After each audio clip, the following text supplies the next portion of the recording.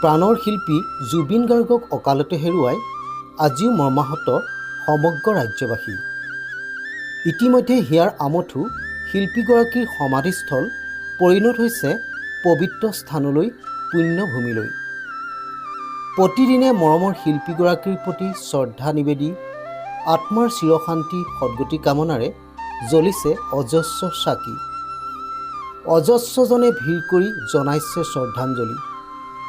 অসমৰ লগতে দেশৰ বিভিন্ন প্ৰান্তৰ পৰা অহা তেওঁ গুণমুগ্ধই এবাৰ সমাধিস্থল পৰিদৰ্শন কৰি প্ৰাণৰ শিল্পীগৰাকীৰ প্ৰতি থকা অগাধ ভালপোৱাৰ বাবেই জনাইছে শ্ৰদ্ধাঞ্জলি, টুকিছে চকুলো। সীমাৰ পৰিধি ভাঙি জুবিন গাৰ্গৰ প্ৰতি বিদেশতো অজস্ৰ গুণমুগ্ধই জনাইছে শ্ৰদ্ধাঞ্জলি। গুঞ্জৰিত হৈছে জয় জুবিন দা, জুবিন দা অমৰ হওক ধ্বনি। সম্প্ৰতি দেশ বিদেশৰ কোটি কোটি জনতাৰ এটাই মাথো গভীৰ অপেক্ষা, প্ৰকৃততে প্ৰাণৰ শিল্পীগৰাকীৰ লগত হৈছিল কি? জুবিন দাই ন্যায় পাবনে? দোষীয়ে উপযুক্ত শাস্তি পাবনে? সকলোৰে মুখে মুখে মাথো এয়াই প্ৰশ্ন। অপেক্ষা মাথো সেই আকাংক্ষিত সময়লৈ।